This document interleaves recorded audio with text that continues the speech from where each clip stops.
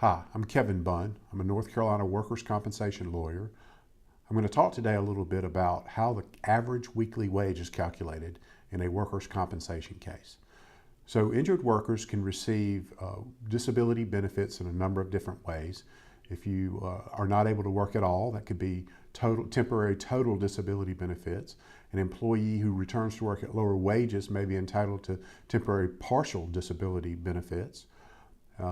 There's another webcast about ratings in North Carolina workers' compensation cases, and of course, an employee who is not able to return to any work ever again may be entitled to receive permanent partial or permanent total disability benefits. All of these benefits, though, are based on your average weekly wage and your compensation rate. So the average weekly wage of an injured worker is calculated in a number of different ways. First of all, depending on how long the employee had been working for the employer.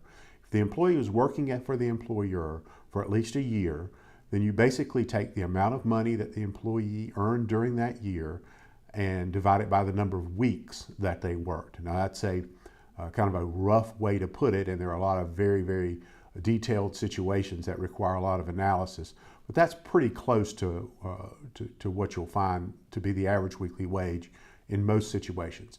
If you worked less than a year, it's very similar. You simply take the number of weeks you worked and divide that into the total amount of money you earned, and that will give you your average weekly wage for the period of time you work for the employer.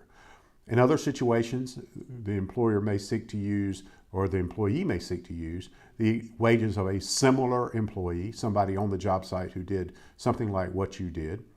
Or it may be that if their employment was, for example, very, very short, it may be that you just simply look at what is an amount of average weekly wage that is fair to both the employee and the employer.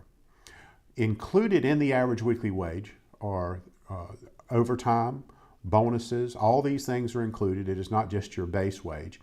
It's the total amount of compensation that you earned during the period of time that you were there. Also included in some situations can be per diems, especially if those per diems are paid as a flat basic entitlement. So if you receive a $50 or $75 per diem while you're out doing out-of-town work, you don't have to submit receipts. That may very well qualify towards your average weekly wage computation. Also, if a hotel room or other lodging is provided in lieu of wages, that may also be included in an average weekly wage computation. So the amount of money that an employee will usually receive is 2/3 of the average weekly wage. That generally is not taxed. So as you can see, there are a number of kind of tricky issues involved in this, and I'm glad to talk through those issues. It is very important that the average weekly wage be correctly computed. And the reason for that is that number gets multiplied over and over and over again many times through a workers' comp case. So even a small mistake in computing the average weekly wage can, over the course of a workers' compensation claim, have a big impact. Again, I'm Kevin Bunn. I'm a board certified specialist in North Carolina workers' compensation law. I'd be glad to talk with you about this.